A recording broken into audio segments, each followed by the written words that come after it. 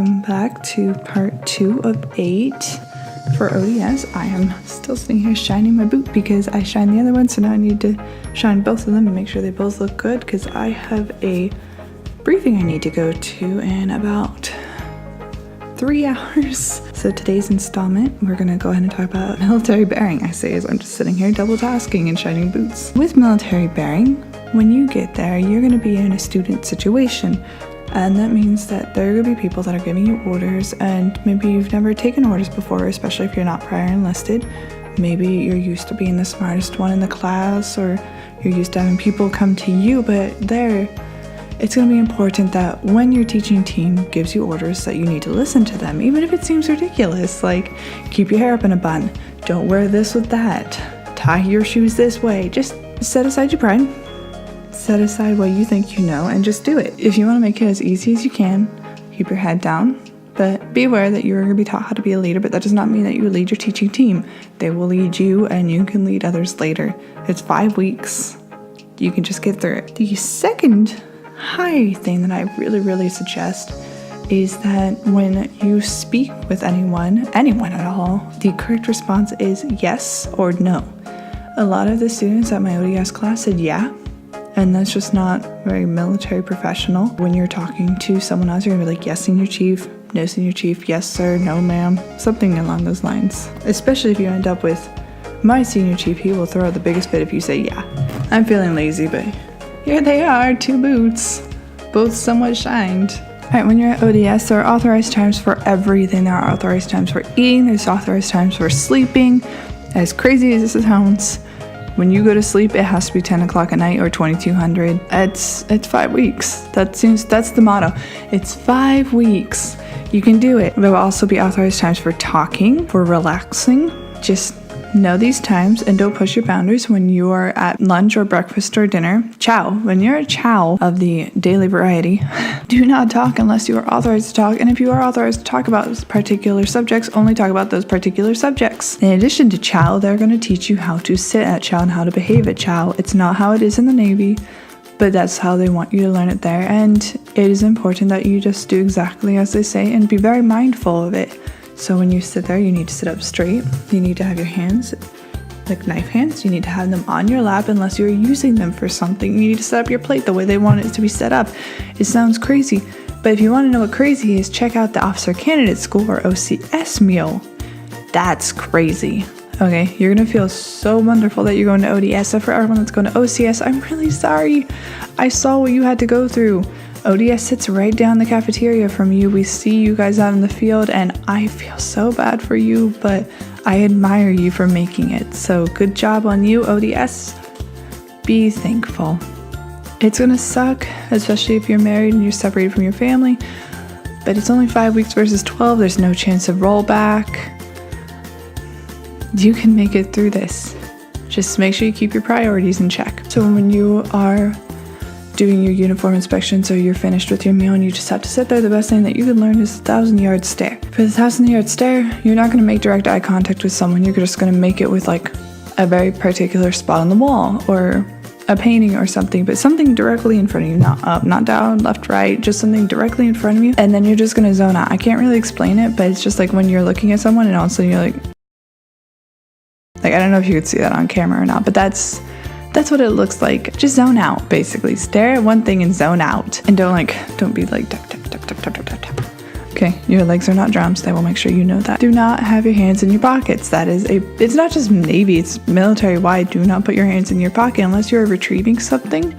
It is very essential that your hands remain free. Even when I'm leaving the schoolhouse and I have to dig through my big side camo pocket for my keys, I am rushing to get those keys out. It's one of those things that just kind of makes you look bad if you're just walking around with your hands in your pocket like, oh, hey, I'm Ensign so-and-so, or hey, I'm Petty Officer blah, blah, blah. It's terrible.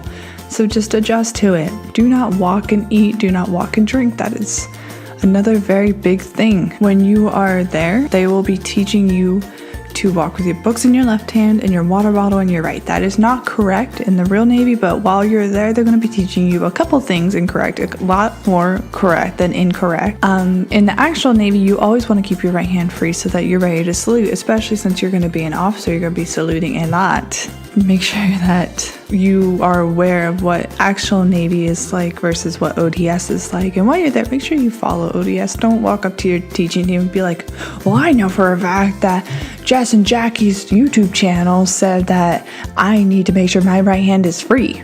Just do what they tell you to do at ODS. When you're out of there and in the Navy, ask your colleagues and peers what the actual things are. And then the final part is that if you're able to, take some time to go look up Navy. I emphasize Navy, not Marine, not any other branch of service, but Navy specifically, how they do attention, parade, rest, and at ease. This might sound completely foreign, although I think everyone in the world knows what attention is. When you're at attention, I'm sorry, they're just not gonna do it, but you can look it up.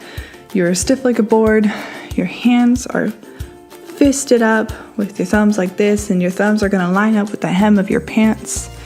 And in this one, you can talk, but you need to stare. You need to do that straight ahead stare. You cannot move your head. You cannot move your legs. You just stand like a board. When you're at parade rest, you're gonna split your legs like this. You're gonna put your hands behind your back. You're gonna lace them like this, except for obviously like this behind your back. Yeah, something like that. And you are not gonna talk. You do not talk at parade rest. If someone comes up and asks you a question, you remain at parade rest if you're already there, and you wait for them to give you permission to go to attention. Or if they ask you a second time and you still have not answered and they haven't given you permission, just snap to attention really quick, give them the answer, then pop back really fast. It is essential that you are a statue when you are at parade rest. So fun story about that. We did a Captain's Cup, and they asked everyone to be at parade rest. They asked Army, are you ready, Army? They went, hoorah! And they went, are you ready, Marines? And they're like, hoorah! And then they were like, you ready, Air Force? And they're like, air power, or whatever they said. Sorry, Air Force. And then they asked the Navy, are you ready? And we all just sat there like, because we can't talk at parade rest. And so it made us look really bad, but at the same time, we knew we looked cool. And then the last one is that when you're at ease, they're going to teach you behind, like you can have your hands kind of like laced behind your back like this, or they can be laced in the front like this. Your legs will be split apart. The more common at ease when you're in the military is front, but you're going to see people kind of doing it both ways. I really thought that we needed to do it one way, so if you can, try to hit that on the head when you first get there. Hey, we're all going to go front. Only the other branches of service really go to the back. And now when you can talk, you can move your head, but do not move your feet and do not move your body. Only move your head is what I suggest. Do not just sit there and be like that, or like stretching it out. Doing yoga is not the time. And then my last thing about military bearing is that when you are there, they're going to be teaching you some commands. It's ridiculous. It's kind of like being a dog, but you're just going to have to deal with it. They're going to say ears, and you're going to scream open, which means listen. And they're going to say eyes, and you're going to scream snap, and then you're going to turn your head towards whichever way they're calling for you. It's a little demeaning, but it's essential. Like every piece of ODS, as weird as it seems, is going to lead to a outcome that you want. But that's about it. If you have any questions or you want to know more, just hit me up in the comment section down below. Please don't forget to like and subscribe to this video. This is part 2 of 8 in regards to ODS, Officer Development School. We also have an Instagram, Jess and Jakii, where you can follow me and my wife doing fun behind the scene things and living our everyday lives. And thank you for watching. My wife's an elephant.